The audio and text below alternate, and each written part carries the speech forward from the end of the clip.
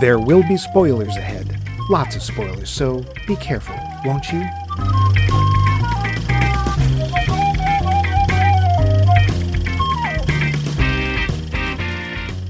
Welcome to the final entry in our series, Give Me One More Chance. This week we're tackling the touching biopic about one of Ed Wood's most beloved character actors, Thor, Love and Thunder. This moving depiction of the life of Swedish actor Thor Johnson went under the radar for... You're missing an H. What? Wait a sec. Ooh. Oh, I read that wrong. Oh, Thor, Love and Thunder. I wonder what you watched. That makes more sense. That must be why I could only find it on Yar Sure You Betcha Tube. And why the quality was so bad. I wonder if that was a fan film. Wonder? Looks like I'm a little underprepared this week. Mike, you can handle the show solo, right? I'm going to handle something real quick. Oh, no. I'm just perpetrating a merry jape. We are, in fact, discussing the latest of the Thor movies, once again directed by Taika Waititi, whose name Mike just can't help mocking. This movie tackles not one, not two, but three major storylines from the comic books. So let's see if they can be weaved together seamlessly. I am your host, Max Levine, the god of dryer lint, and over there is your host, Mike Luce, god of those little tags that you're not supposed to tear off mattresses. Share some divine wisdom with us, oh Mike. Ariel, Ookla, ride! So profound. Profound, wizard. Speaking of profound, we're going to get into our poll question. Poll question. Last week, we asked you, what is your favorite running performance by Tom Cruise, or do you not have one? Harriet Roberts responded with Risky Business.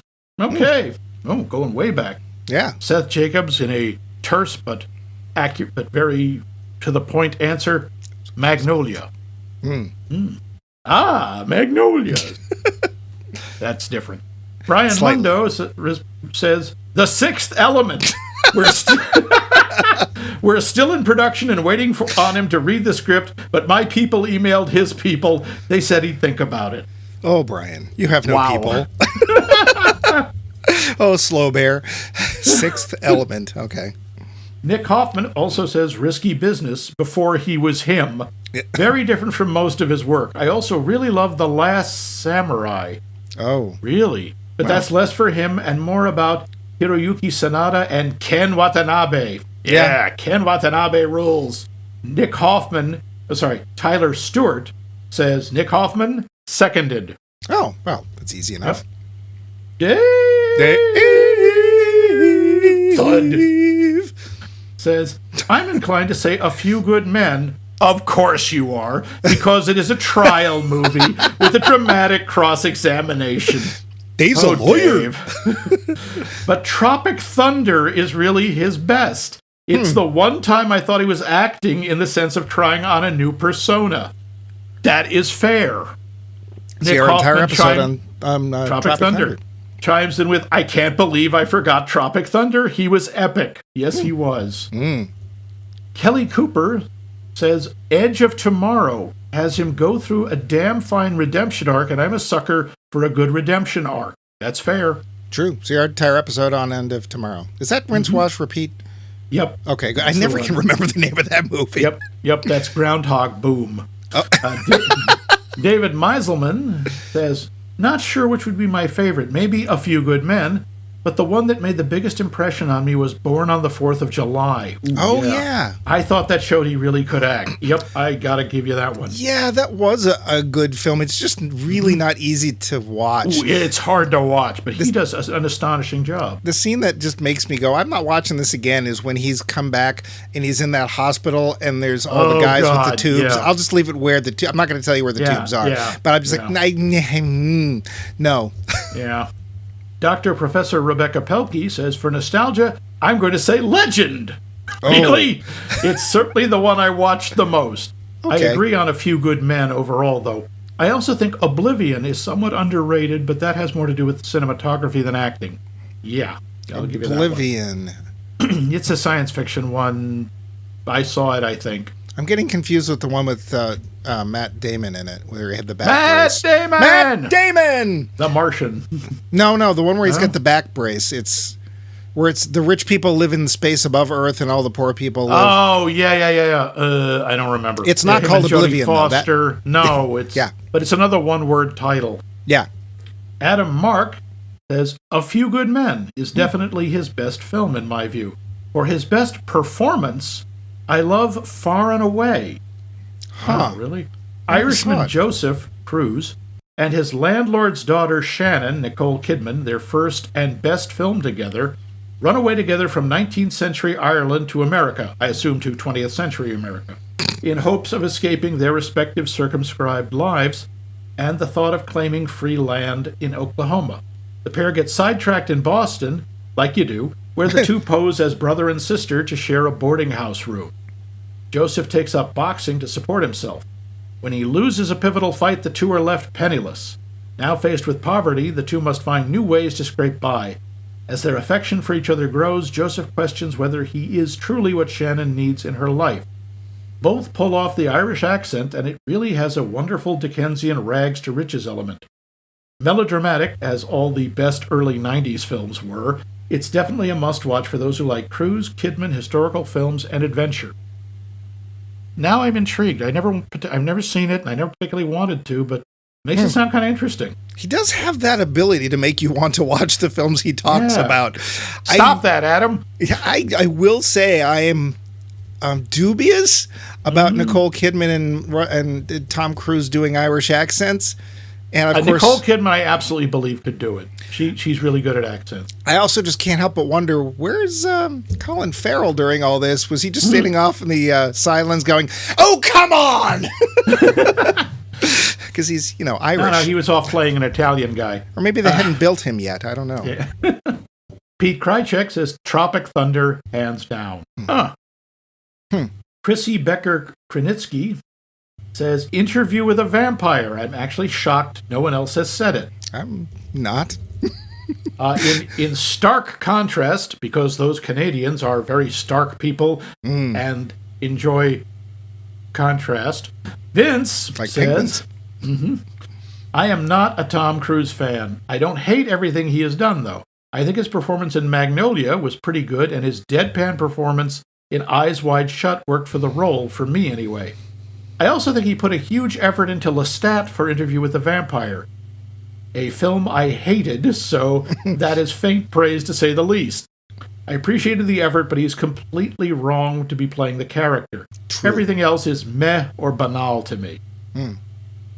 Okay, fair. Well, interesting, Vince. Thank you. Thank you all. Mike, what about you? What's your favorite, if any, Tom Cruise performance? Elsa, She-Wolf of the SS. Oh, I got to go with the classics. Yep. If you're going to be obvious. Oh, listen to you. Aren't you the hipster?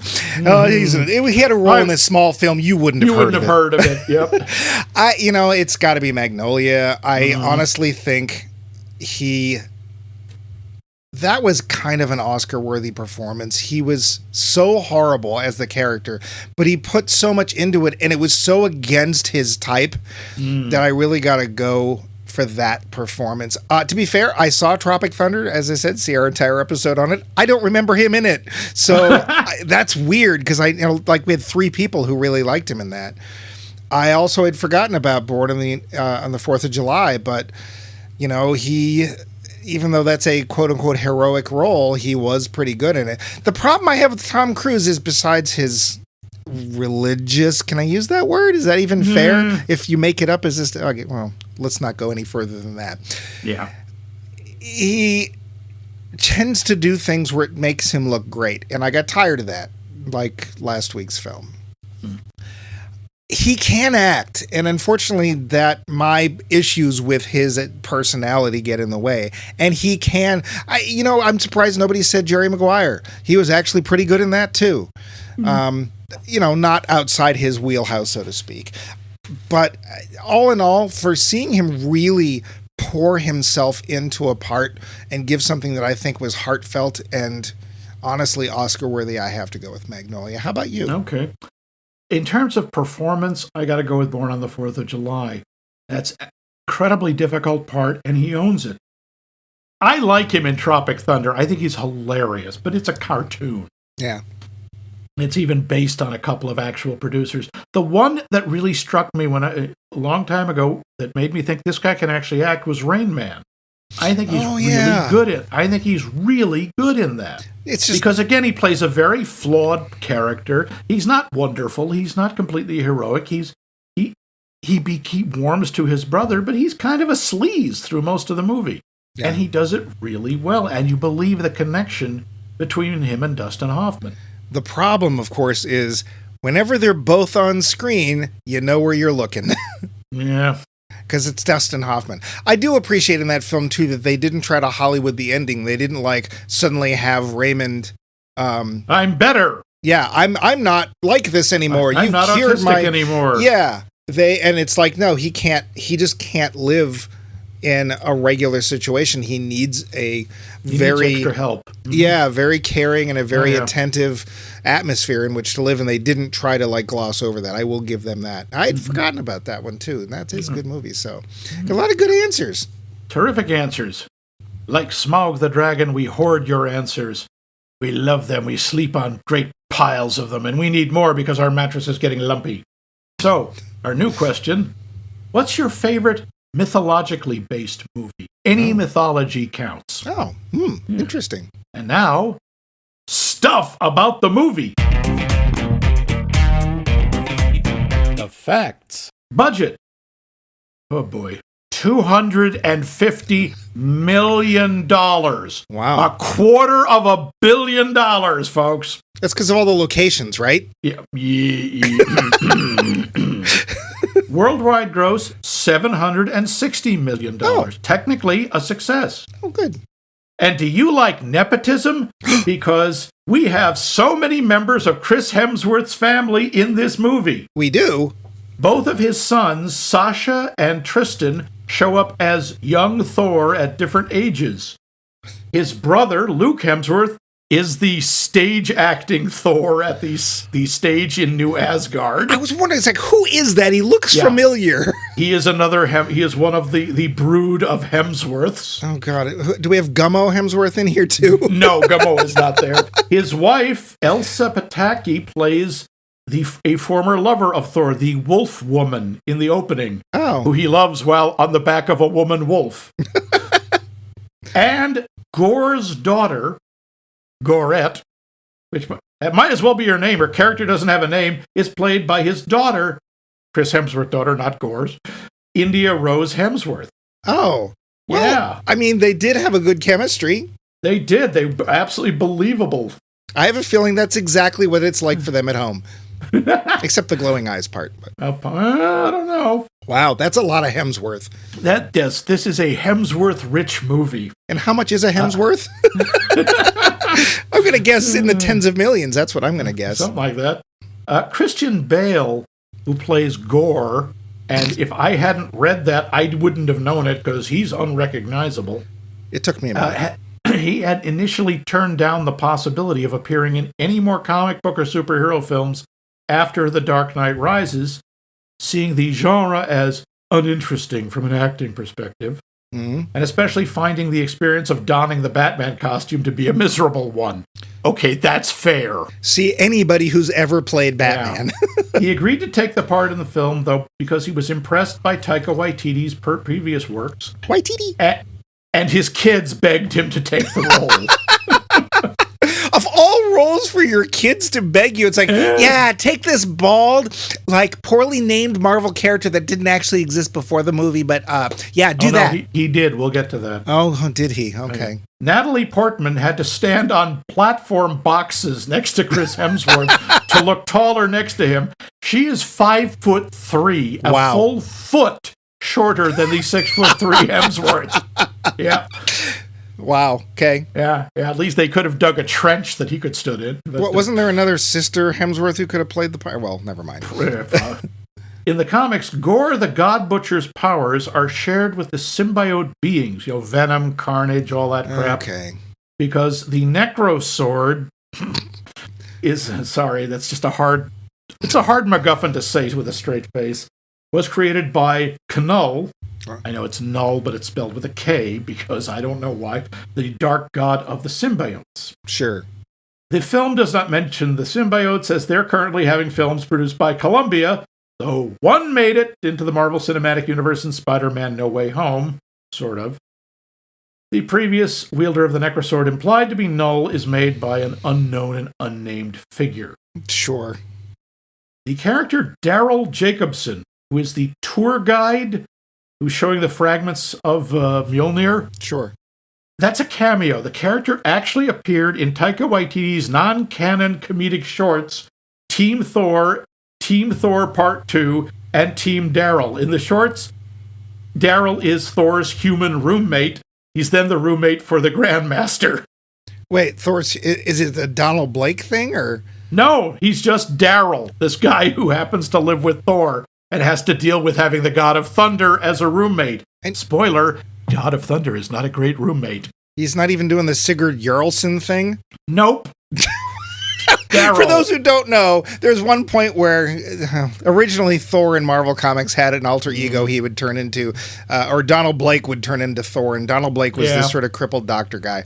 And then later on, they let's get rid of that. But Thor's like, well, it's still got to fit in. I know, I'll tie my hair in a ponytail and put glasses on. I think he literally says they work for that other guy. Yeah. He becomes Sigurd. Fortunately, they dumped that pretty quickly. He was a construction worker for, I think, 5 minutes. This cast features 5 Oscar winners. Christian Bale, Matt Damon, Natalie Portman, Taika Waititi, and Russell Crowe, and 2 Oscar nominees, Bradley Cooper and Melissa McCarthy. Waititi. The film was not released in Malaysia, Brunei, Kuwait, and Bahrain due to Disney's refusal. They refused, mind you, to cut any of the LGBT elements. Oh. Making it the 3rd MCU film after Eternals and Multiverse of Madness with the Doctor Stranging in it, see our episode on that, to share the same fate. Huh. Oh, good for them. It's not like they're huge moments or anything, but... No, and it's, good for them this 3 times out of 90. Yeah. Christian Bale cites the horror film Nosferatu, A Symphony of Horror, the 1922 version, and the horror rock song Apex Twin Come to Daddy as influences on his performance as Gore. Okay. He didn't mention the Midnight Oil guy, because that's no, where I was going. No, he did not. No, how about that guy from Star Trek V? Nope, or Michael Stipe. Chris Hemsworth admitted, I think we had just too much fun with Thor 4. It just became too silly. It's always hard being in the center of it and having any real perspective. Yeah, well, especially when they take your pants off. Yes. Jeff Goldblum and Peter Dinklage did film cameos as the Grandmaster and Eitri, the giant dwarf who forges Stormbreaker, respectively, but their scenes were deleted. Oh. How do you delete Jeff Goldblum and Peter Dinklage? Really? Snip. This wasn't even that long for a Marvel movie. It's 2 hours and 1 minute. Huh. Christian Bale, this is just one of those weird, did you know, is the 2nd actor to play Batman to appear in the MCU after Michael Keaton played, Adrian Toomes the Vulture in Spider-Man Homecoming. Do they still count the Spider-Man movies as they MCU? They do, because Iron Man's in that. Oh, yeah. So, yes, that's technically MCU. I gotta say, I am not generally a big Michael Keaton fan. He made a great Vulture. Which was amazing because the Vulture is a really dumb character. Yes. This is one of the examples where the movies took a dumb character and made him cool. Yeah. Russell Crowe is the 3rd Academy Award winner to play Zeus after Anthony Quinn in various Hercules TV movies. And of course, Larry? Sir Laurence Olivier in Clash of the Titans. And he does it so well. 3 Academy Award nominees have also played Zeus. Rip Torn in the 1997 Hercules, Max von Sydow, in the Swedish dub of the 1997 Hercules. So not really. And, of course, Liam Neeson in both of the Clash of the Titan movies. Oh, yeah. Mm-hmm. Wait, there was a second one? There was. Wrath of the Titans. Oh, okay. Mm-hmm. Was it made for TV only, or...? It should have been. It might as well have been. I wonder if I saw it. I literally don't know. I know I saw it. I don't know what happened in it. Zeus is the only character to appear in both a DC and Marvel film. Oh. He appears in Justice League, where he's played by famous Greek actor Sergei Konstans. Wait. Is he actually Greek? Who? Sergei Konstans. No, he is, I believe, Russian. So I think it's fair to say that Zeus has never been played by a Greek actor. Nope. Oh, wait, no, Anthony Quinn is Greek. Oh, is he? Okay. I know he played Zorba the Greek, but he is Greek. Oh, good. Finally. Korg's god, Nini Nani, that's his name. This is one of the hilarious sight gags. He sits on a throne made of scissors. Can you figure out why? Because rock beats scissors. Yes, that is exactly why. Pause for hysterical laughter. Now, it was Russell Crowe's idea to have Zeus speak with a Greek accent. Director Taika Waititi wanted a British accent for the Greek god, so he had Crowe do every take once in a Greek accent and once with a British accent. Waititi then determined that Crowe was right. The Greek accent worked best. Wow, what a reach. A Greek god with an actual Greek accent. Well, to be fair, all the friggin' Norse gods have English accents. Yeah, let's figure that one out. When Thor and Jane discuss their breakup, Jane estimates that it happened 3 years ago, while Thor says 8. The reason is Jane was dusted for 5 years in The Blip. Oh, yeah. Yep. The diagram which Meek the Hiveless draws during the town meeting is actually a diagram, if you look really closely, of the entire plot of the movie.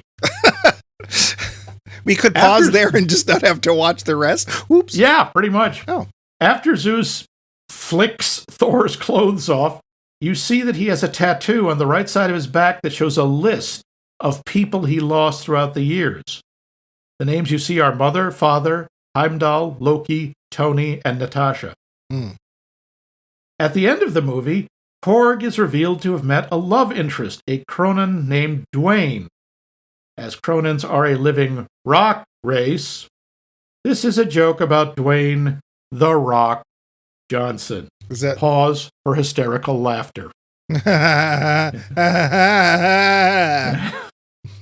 you. One of the gods in Omnipotence City is Bao, god of dumplings. Oh, yeah. No such god exists. This is a little nod to the Disney short from 2018, Bao. Way to kiss ass, guys. However, I will say, Chinese dumplings are delicious. They are indeed. But they shouldn't talk. That's disturbing. Especially when you're eating them. Both Taika Waititi and Chris Hemsworth were completely unaware that they added Thor will return to the end of the credits. Yeah. Bit of a surprise. We'll talk about that. Yeah. The Aegir, the ship that Thor, Jane Foster, and Valkyrie go on to go after Gore, has a neon sign outside the cabin which says Cocktails and Dreams. This is the name of the bar that Tom Cruise opens at the end of the movie Cocktail. Okay. Sure. And in New Asgard, there's a play for the tourists recreating the scene from Thor Ragnarok where Thor and Loki meet Hela. The actors in there, for those of you keeping score, Sam Neill plays Odin. Luke Hemsworth, as we said, is Thor. Matt Damon is Loki. And Melissa McCarthy is Hela. And she's very funny. She is hilarious. I would totally watch that play. There's a crap ton of other trivia, but that's more than enough, I think. Wow, crap ton of trivia. But there's also a crap ton of plot. I'm wondering if you can condense that for us. Hang on, I can't. This is going to be a while. You guys want to go to the bathroom now. Thor is happy, Thor is sad, Thor is sad, Thor is happy. You're the end. There, I did it for you. Hey there, true believers. Welcome back to the world of stochastic Stan Lee. Right off the bat, we see the secret origin of Gore, the inventor of the internet. I mean, the God Butcher. Sorry, wrong Gore. One of the most terrifying of the Marvel cosmic villains. In the comic book, he looks like some sort of horrible zombie demon with wings and nasty big pointy teeth. But now he sort of looks like a bald, anemic albino with occasionally glowing eyes. Okay. We watch as this devout man begs the God of his people to save them after being forced to watch his own daughter die on the journey to the gods, only to discover what anyone who has ever read anything about mythology knows: gods are dicks! Gore's god says, "Sucks to be you," making Gore real sad. Fortunately for Gore and our movie, this particular divine douchebag just has acquired the Necro Sword. Sorry, still hard to say with a straight face. An ancient and terrible weapon that can kill gods, and he's just sort of left it lying around on the ground. Like you do. He also very obligingly tells Gore what the sword can do, and well, Gore puts the sword to its stated use and swears to kill all gods everywhere because his daughter has died and he's real sad. Yeah, way to overreact, Gore. 2 R's. Presumably, later in time, the mighty Thor has been hanging around with the Guardians of the Galaxy, but apparently he's depressed because he's not the only Chris on the team. I'm sure he had the same problem with Captain America, and he leaves to help out his friend Sif, who he's supposed to be married to in the mythology, but whatever. Turns out Gore is going around killing, one might say, butchering, gods, and being such a god, Thor thinks this is a bad idea. So he returns to Earth to visit the town of New Asgard, Scandinavian fishing village and cruise ship destination point. Meanwhile, Dr. Jane Foster, who skipped the last movie, is back busy dying of cancer. Not cancer of anything in particular, just, cancer. This terrible, debilitating, crushing disease is kind of tossed into the plot rather casually and out of nowhere. And oh, hey, Darcy from the first 2 movies is also here, and she's gone. Enjoy that one scene, Kat Nenning. Now, Jane is heading to New Asgard because she thinks she heard something calling her, and it turns out to be the fragments of Mjolnir, shattered by Hela. See last issue. Movie 3. But lo! Mjolnir reforms itself by the power of stuff and reasons and turns Jane into Thor? So Thor isn't so much a person as a franchise? Okay. Much rom-com goofiness ensues, with Thor being confused over seeing his ex-girlfriend wielding his ex-hammer, because apparently these magic weapons are sentient now and can get jealous and drink beer. But enough hijinks. Gore is attacking New Asgard, killing people with his evil shadow monsters that he can make, apparently, and stealing New Asgard's children. Thor, King Valkyrie, Korg, and, Thor, I guess, pledge to get them back and take a flying space longboat pulled by 2 screaming goat internet memes to Omnipotence City, aka City of Visual Easter Eggs, to assemble a god army to go up against the god butcher. Good plan there, Sun Tzu. Why not get an army of cows to go up against the actual butcher? But it turns out Zeus is Russell Crowe, and another huge jerk. Wow, talk about playing to type. Sorry. Did that phone hurt? Yes. But Thor ends up seemingly killing Zeus and taking Zeus's thunderbolt, becoming the lightning thief and falling into an entirely different franchise. Korg is blown up, but he's not dead. He's getting better. And from God Army, they now go after Gore with 3 people. This does not go well. Valkyrie gets stabbed. Jane gets, cancered, I think. And eventually Thor has to go after Gore on his own. Although he sort of converts the captured children into mini Thors. He can do that now?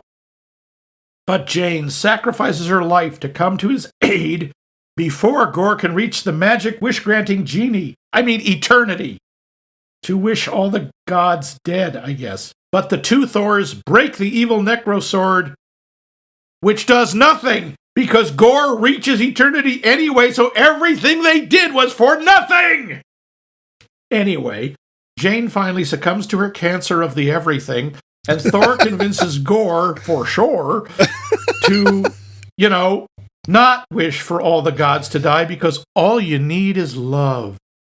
Even though Gore is dying, he wishes for his dead daughter to be resurrected and turned into a Hemsworth, and Thor will take care of her like he is his own child, because Thor really strikes me as someone you'd want raising a child. The day is saved. Happy voiceover. Thor is now Uncle Thor, and we sit and wait for the mid-credit and end-credit scenes. Excelsior, I guess. The film. Wow. Max, I gotta lie down. That was the longest recap, I think, in the history of our show. The plot in this is so dense. You understand the three things: Gore the God Butcher. Okay. Jane Foster becoming Thor. Yeah. And Jane Foster getting cancer and discovering that turning into Thor accelerates it are three separate, massive plot lines that took dozens of issues. And they try to do all three horked together in 2 hours. Well, I'm going to take a wild guess, not least of which because of the title of this series, that when you saw this film, I did not like it. I did not. I found it really annoying. Yeah. By the way, you've, well, we don't want to guess. We want to wait until the end of the show for that super secret surprise, happy, swirly ending. Ooh, swirly. Maybe not swirly. Swirly. We got a lot of. Let's talk. Yeah, we had a lot of people. Cast. Yeah, a lot of people. We have a lot of cast here. Let's start off with Chris Hemsworth. He's fine. He's fun. He's huge. He is huge. This is like, apparently, literally, he's the biggest, the largest, the heaviest he's been in any of these movies. And I didn't know this. Chris Pratt is Arnold Schwarzenegger's son-in-law. Oh. And he is fascinated with bodybuilding. And he just was gushing over how Chris Hemsworth looked and how intimidating and massive he was. He was very, very massive. He was huge. And he's having fun. He is. They really are leaning into the goofy Thor, I think. Yeah, we'll get back to that. But I think for the feeling of this movie and the way it's being told and its director, that he's doing fine. I had no problem with him. Chris Hemsworth was another really good example of excellent casting in the MCU. Yeah. He makes a terrific Thor. Natalie Portman is wasted. Completely. I mean, they try to set her up with a few things. They give her an incredibly dramatic and powerful backstory here. She's dying of cancer. Makeup. And yeah. She's got Ali McGraw syndrome, which means as you get this lethal disease, it just enhances your cheekbones. But love means never having to say you're sorry. That's the dumbest thing I've ever heard. Blink, blink, blink, blink, blink. Yeah, Natalie Portman, my guess, I think she didn't come for the last film because she's like, this is dumb. I don't But I'm sure they backed a truck full of money up to her house, and good. You know what? If it allows her to go off and make some independent films or do some plays or whatever, fine. Because Natalie Portman impressed me when she was, what was she, 12? When she did The Professional? Yeah, so, she's done a lot of great stuff. She's really good. But she doesn't have anything to do here. I mean, she has a couple of sort of shtick bits, but... well, this is not an actor's film, let's be fair. No. We got Christian Bale as Gore, who, like I say, totally unrecognizable. He does his absolute... The thing with Christian Bale, there's two things. He's got this weird... I don't know if it's a wart, but on the inside of his nose on one side near his eye. And his teeth are such that it looks like he's actually got fangs. It's just the way his teeth are made. Those are the things that make me go, oh, it is Christian Bale. Otherwise... I initially was like Star Trek V, Midnight Oil. What's this guy? Because I've forgotten the opening of this film. He throws himself into every role he's ever had. He does, but he is at the mercy of the script, and the script can't decide what sort of character Gore is. He starts out tragic, then he becomes sort of crazy evil, then he's sort of self-righteous evil, then he's back to... When he's with the kids, he's just... Give me power! And it's like, wait a sec, that is not how you were in the previous scenes. Let's face it, he's obviously got an affinity for kids because of his daughter, so maybe he's just trying. I don't know. I'm not going to fault Christian Bale at all. I have never seen Christian Bale not do really well, all the way back to Henry V when he played the kid wandering around with Falstaff. And then Newsies. Anyway. Yeah, we got Tessa Thompson as King Valkyrie. Nothing also to do. Wasted. Yep. Nope. She's awesome. I love the character. I love the way they deal with the character. It's so much more interesting than she was in the comic books. Yep. But I like the fact that she is very clearly into both men and women, and they don't make anything out of it. It's just a thing. Is she actually interested in? Well, it's true. She does look at Thor. She's admired. Well, come on, that transcends gender. I was looking at Thor. That's a nice butt. That is a seriously nice butt. I wonder how much he paid for that. Yeah, she's fine. Nothing to do. Yeah. Russell Crowe as Zeus. He is having so much fun. It is a big sandwich, and he loves every bite of it. Yes, he is a lot of fun. I mean, okay, this is not Zeus, the father of the gods, first in wisdom, first in counsel out of Greek mythology. This is a pushy Greek grandpa, basically. And yet, probably factually accurate. Honestly, if you read Greek mythology, Zeus is a huge dick, as most of the Greek gods are. And this comes off, I believe it absolutely. And just the little things when he's running down the stairs to Thor and he's holding his skirt. And Crow, let's face it, is a big, powerful, masculine-looking guy. And when he does that, it's hilarious. Yeah. It's so dainty. No, he is a lot of fun. And I got to say, I think he does a pretty good Greek accent. Again, he's on screen for like 6 minutes. I don't know Greek accents to tell whether he did a good job or not, but at least he tried, which... it's always British. Oh, foreign equals British because everybody except German. All the gods are using. Yeah, sometimes. He is fun for his 5-6 minutes. So there's a bunch of other people. I mean, I guess we could talk about Taika Waititi as Korg. Okay, he's doing exactly what he did in Thor 3. Yeah, how do we feel about him directing the film, having a character in the film, and I don't mind that. He's done it before and it works. Yeah. Because he's also, the thing with Taika Waititi is he's also an actor. Yes, and he tends to direct himself in a lot of his projects. Yeah, and he does some really good job. Jojo Rabbit is astonishing, and he has a major part in that. And I did really like him in What We Do in the Shadows. It's just, that's not necessarily something I think you should be known for. Oh, if I'm directing, I'm in my own movies. Okay. As long as it doesn't damage the movie. Korg is a really minor character. He's comic relief. I disagree, and we're going to come back to that. Korg is a very large part of this film. But we have Idris Elba, who is there for literally 10 seconds, and that's an absolute waste of Idris Elba, because he's awesome. Jamie Alexander is Sif in like 2 scenes. The Guardians of the Galaxy are all there. They're all there for a minute. Yeah, and they're fine. I mean, it's part of me was like, oh, I kind of want to see that Guardians of the Galaxy movie. Because let's face it, Thor and Peter Quill together make a really fun bit of chemistry. It's like when you're in chemistry class and it's like, don't put these two chemicals together because they're going to be a very big, oh dear, okay, now we have foam and fire and people are screaming. And that's what happens when those two characters get together. They just can't mix, and it's fun. It's a lot of fun to watch. But yeah, does Mantis say anything? I'm not sure she says anything. She has like one line. I'm going to kill him. Yeah, me too. And what is it? She tries to whistle or something. Yeah, okay. Pom Klementieff, I think, is criminally underused as Mantis in those movies. She is really funny. Well, and she can be very charismatic. See our last episode on whatever that film was. She was Mission Impossible 9, 12, whatever it was. Yeah, part 1. Yeah, of many. Honestly, that's why one of my favorite Guardians of the Galaxy's entries is the holiday special. You get to see her and Drax together for quite a bit, and she is so damn funny. I'm sorry, I instantly went to Life Day. I'm sorry when you said a holiday special. Wrong holiday special. It's not a holiday. It's not special.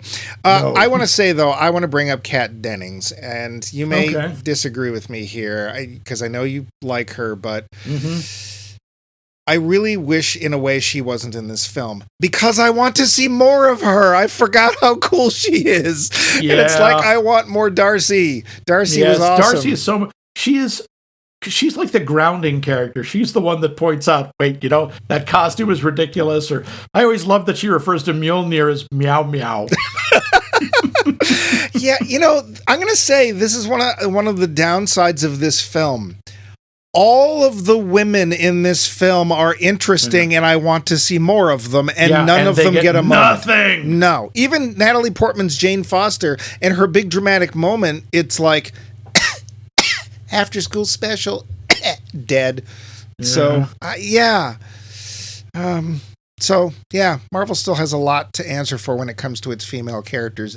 Big surprise. Yeah. But so I don't think anybody does a bad job in the parts that they're given. Oh, yes. We also have to talk about the other stars of the movie, Guns N' Roses. Because they're everywhere. Just the one song. Or no, there's Welcome to the Jungle's in there, five. Too. There's 5? Oh, to me, they all sound like the same song. God, it starts off with Welcome to the Jungle. We got Sweet Child of Mine, Paradise City. It's all over the place. I take it you don't like Nugs and Sores. I actually do. I find some of their songs are really kick-ass, and they're great if you're in the mood for them, and they're just really good, stir you up, get you moving. I don't think that... I think they were a very strange choice for this. Why? I mean, because it enhances how silly it is. It makes this seem like much more of a kid's movie. Guns N' Roses soundtrack is just all wow! Hair metal, violence, leaping about, hoo-hoo.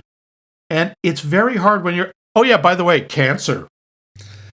I will say that there are a couple of scenes that are very meant to be serious, dramatic scenes. And because of the tone of the rest of the film, the audience, I think, isn't able to put the brakes on and go, oh, yeah, I'll go with the drama part now, because is there anything stronger than 180? Like, I don't know.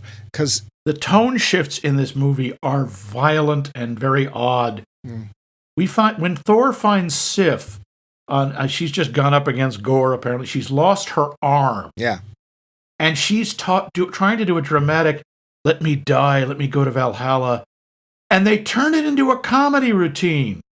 Like, well, actually, you didn't die in battle, You're dying after the battle, so you wouldn't go to Valhalla. Oh, crap, you're right. Maybe your arm's in Valhalla. What? I don't... Yeah. It's... I mean, the dramatic... all I can think of is the line from Crash Test Dummies. If your eye was poked out in this life, will it be waiting up in heaven with your wife? Oh, the only line I can remember from one of them songs is... Is that them? Yeah, okay. Yes. I will agree that the dramatic parts are in sharp contrast to the humorous parts of this film, which is most of it. Let's face it, most of this.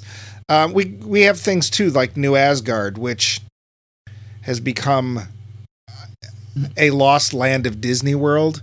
Yeah. And it's sadly probably pretty accurate as to what would happen. I mean, yeah. I like the bit of King Valkyrie doing an Old Spice commercial.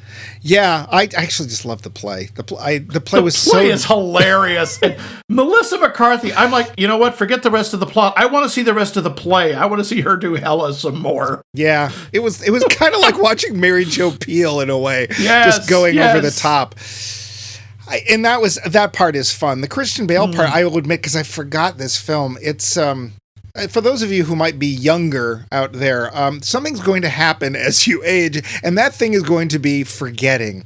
There is tons of films that pop up. I was looking at a little thing popped up on Facebook the other day where I was bemoaning the fact that I'd come across a lost Ed Wood film called Night of the Ghouls, and I got a comment from my best friend Max who said, yes, and you made me watch it with you. And then I, having read this memory, went, I don't know any of these things are true. I have no memory of of seeing this film. We totally did. And I don't remember this film. And so when we start off with Star Trek V, I'm like, what's going on with the bald guy? Oh, this is very sad. Oh, the gods are jerks. Okay. Mm-hmm. And, of course, Christian Bale is doing his best villain. So it is weird. And then we kill Zeus. Yeah, and I'm like, except we don't. Spoiler. Well, yeah, but it doesn't seem to really matter. Like Omnipotent City or whatever the heck it's called doesn't shake or shatter. Although to be fair, it's also at first I thought, oh, these are the gods of Earth.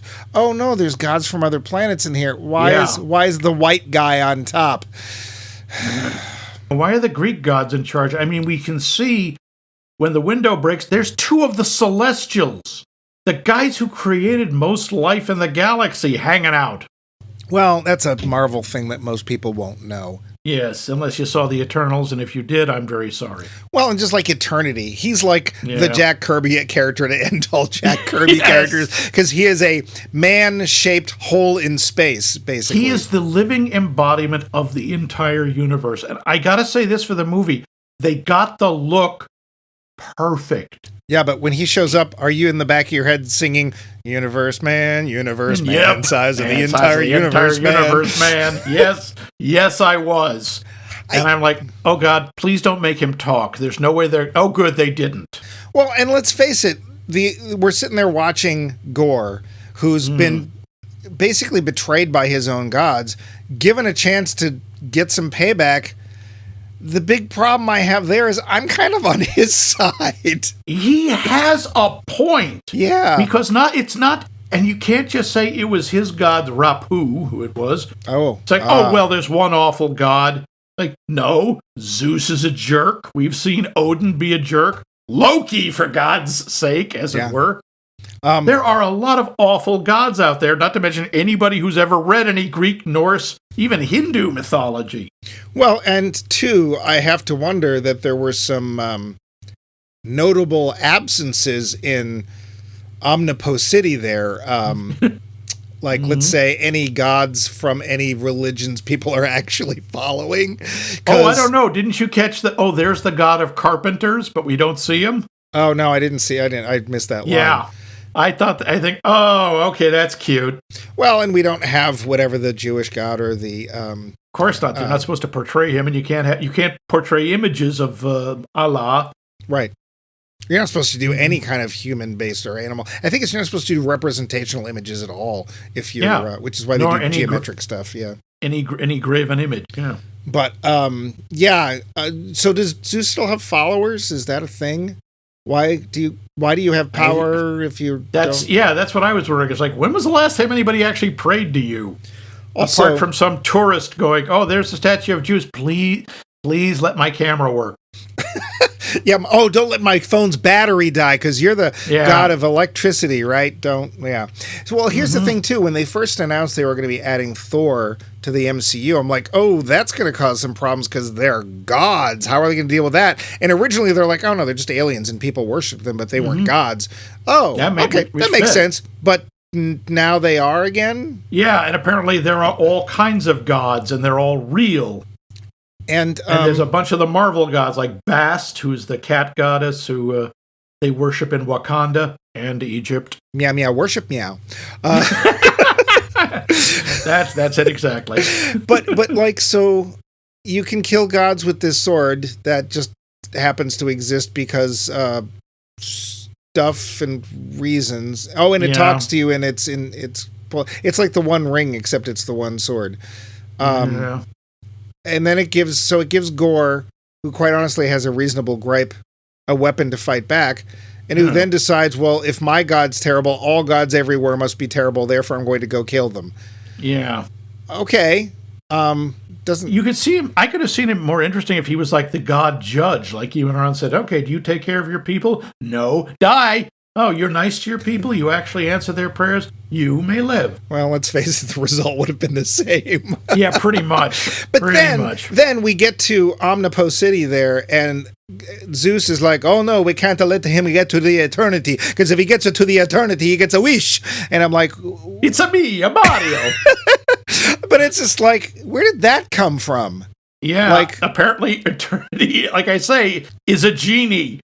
Like, eternity doesn't grant wishes. He stands around and makes cryptic, annoying, ponderous statements. Well, he's no watcher, but then who is? He's close. Well, okay, so we get to the end of the film, and Gore, which is the name straight out of the old monster comics from Marvel. Yep. He's got his wish. He's managed to hold them off. He got to eternity. And then Thor convinces him that love should win, etc. That's fine. I get that. It's very Kirk of him, but I get it. Yes, we need love and peace and and to be fair, that works because he's Kirk's dad. Okay. What? He plays... Chris Hemsworth is right. Yes, he is. Okay, why doesn't he just wish for he and his daughter to live happily ever after? Why does he have to die? Because the sword has corrupted him. I wanted you to explain it. I thought you could explain why he couldn't... No! Oh. Unless that counts as two wishes. Well, he was going to wish all the gods to die, isn't that? True, that's a lot of... Yeah, I don't know. They didn't explain the rules. It doesn't make sense. Yeah. I don't know. And I'm also... Thor convinces him pretty quickly. I like the outcome. I will say, I like the idea of the outcome's very touching. But how we get there doesn't really make any kind of sense.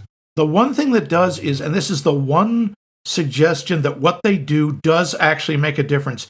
They shatter the necro sword into necro pieces. Yeah, God, it's like the death sword, as opposed to the life-giving sword.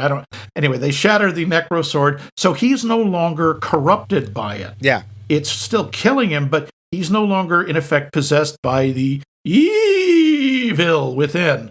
So that's why he's a little more receptive to Thor's message. But maybe they could also have done something to the effect of, wow, what have I done? This was I don't deserve to live, but my daughter should not have suffered for this. And that, if they had just done a little something there, that would have made it. That might have been much more effective. Yeah. Another question I've got: how did you feel about Thor recruiting the children to fight?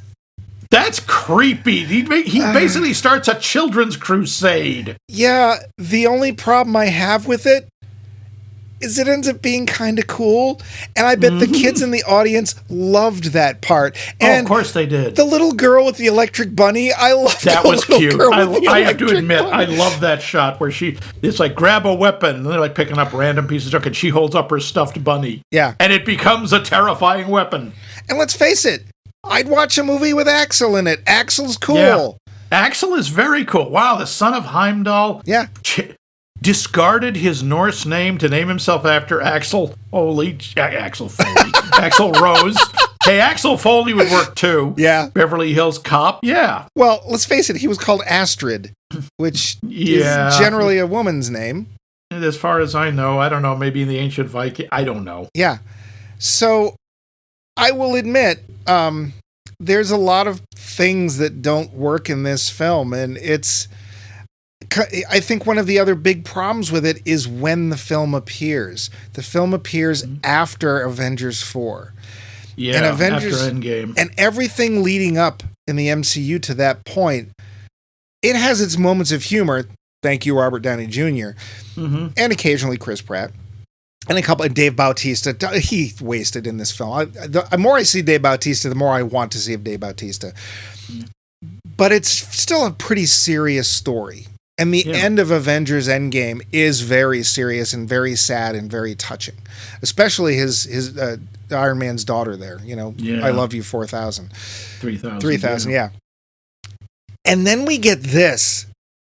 And it's like a coloring book or something. And I think that's one of the major reasons that it did so well. No, that we didn't like it so much.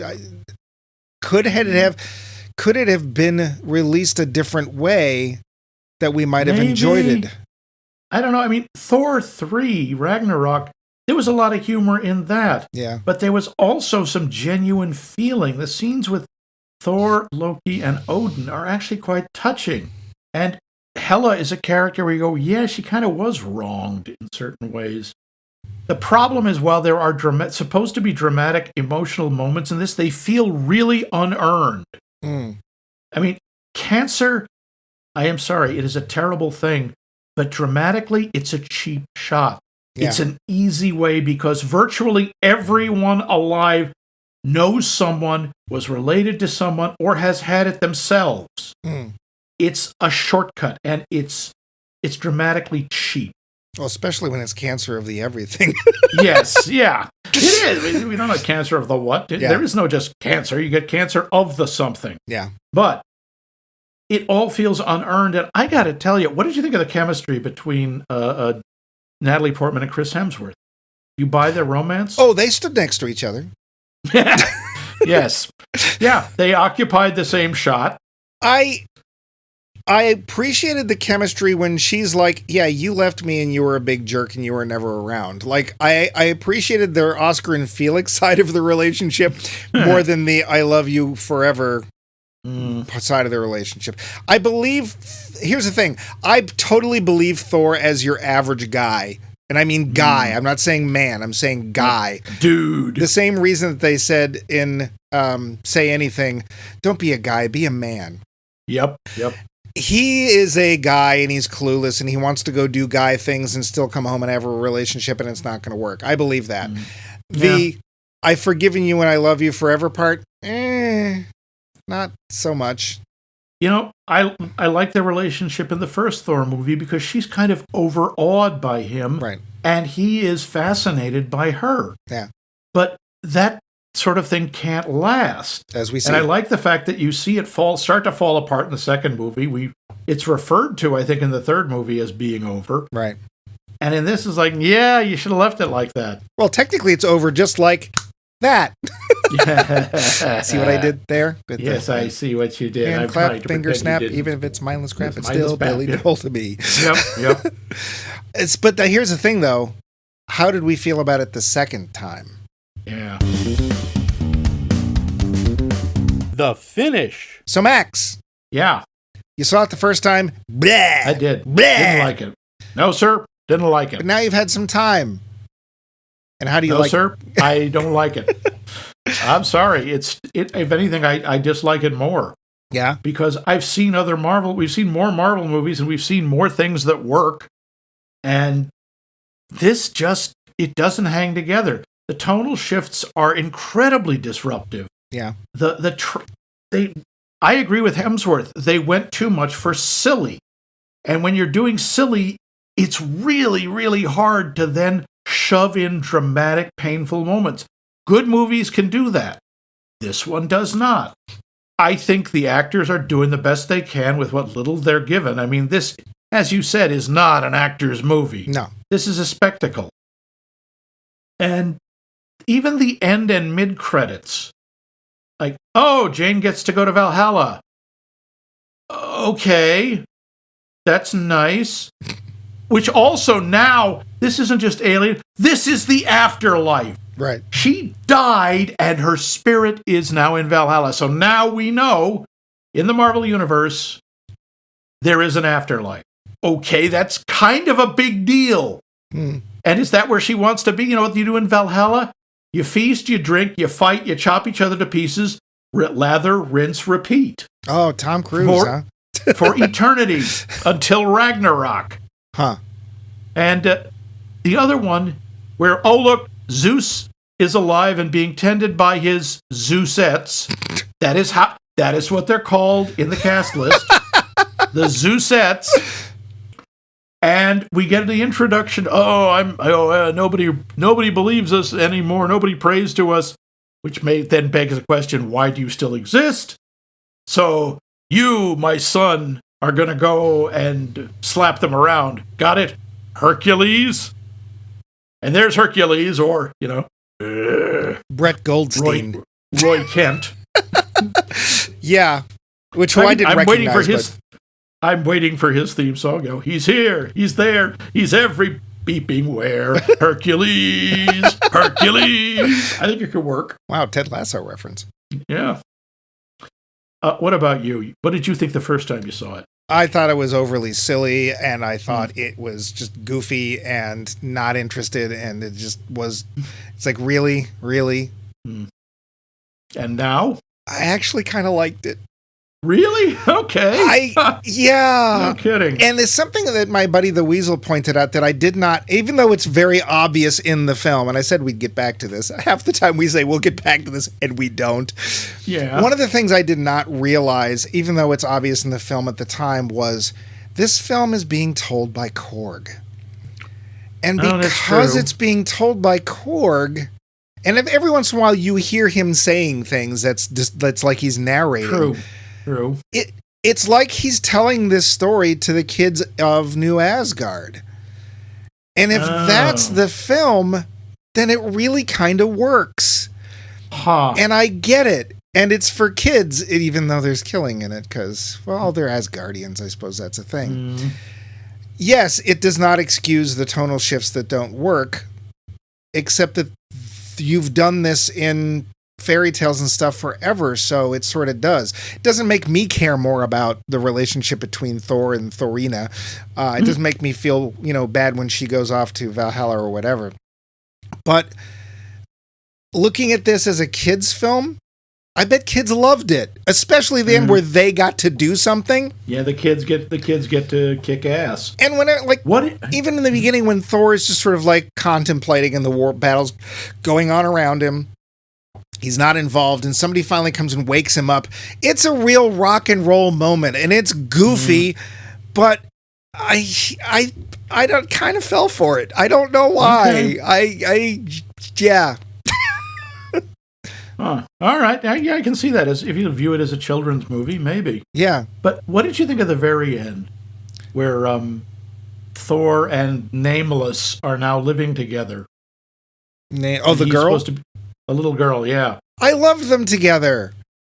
They are very believable. I mean, she's adorable. I don't know why she has superpowers, but okay. I don't either. It doesn't make any sense, you understand.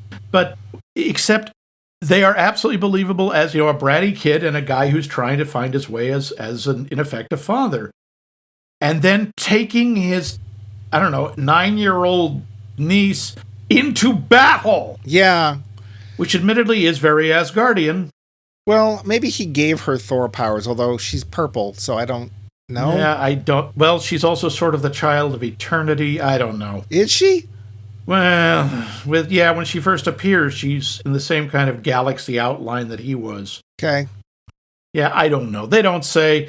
And also, now Thor's got Mjolnir again, and he's given her Stormbreaker.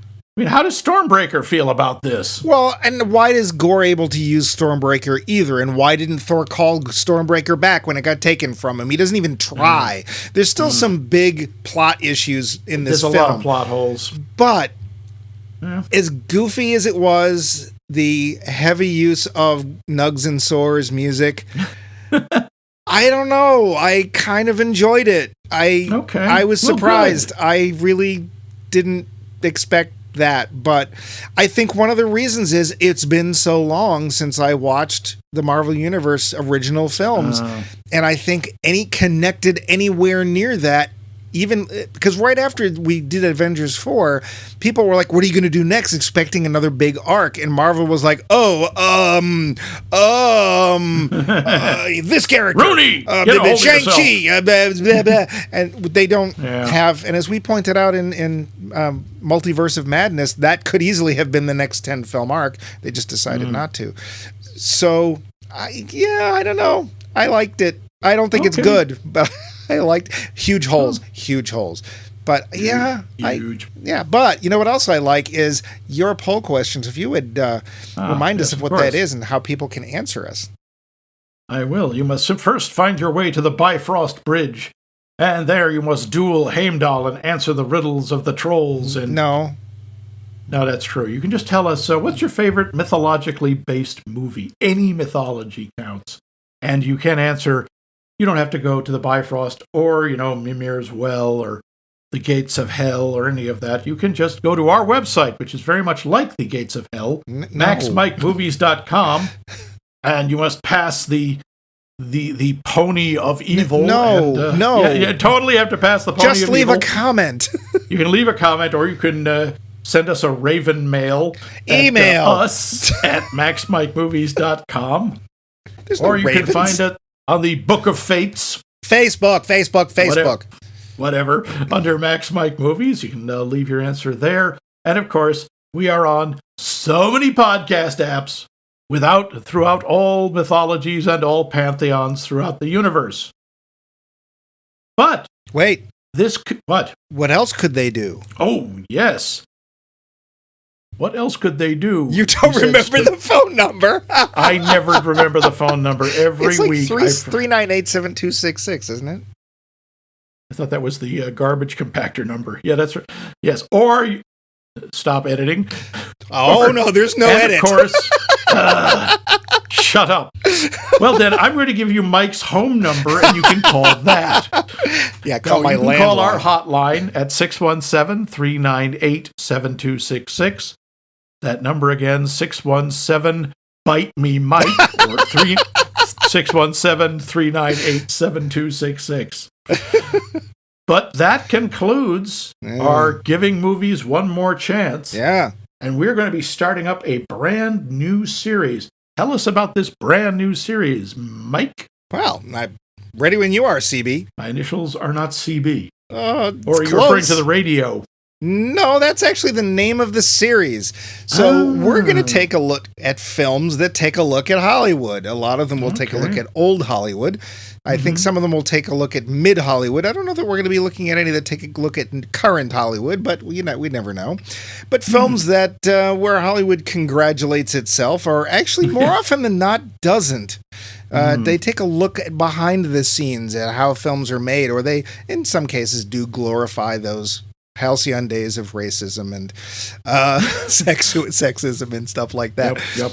But back in the days when homosexuals didn't exist, neither did black people. Yeah. So for gay people, that's before the 1970s, and for black people, that's before the 1950s. Yep. So, but yeah, we're going to start a whole new series about Hollywood called Ready When You Are, CB. And you may wonder what the first film in that series is going to be. I wonder what the first film in that series will be. I'm glad you wondered. We're going to watch The Player, a Robert Altman film about the seedier side of getting motion pictures made. And there's all sorts of death and murder, and I think there's rubber monsters, and I'm pretty sure that there's a plague. And if I'm not mistaken, there's space aliens. I haven't seen it in a long time, but I'm pretty sure there are no space aliens. Other stuff, I think there are. There's definitely space aliens, but whether or not there are space aliens in The Player by Robert Altman, there is probably a big cast, and Max and I are going to be part of it, and so will you when you tune in next week for our first episode of Ready When You Are, CB.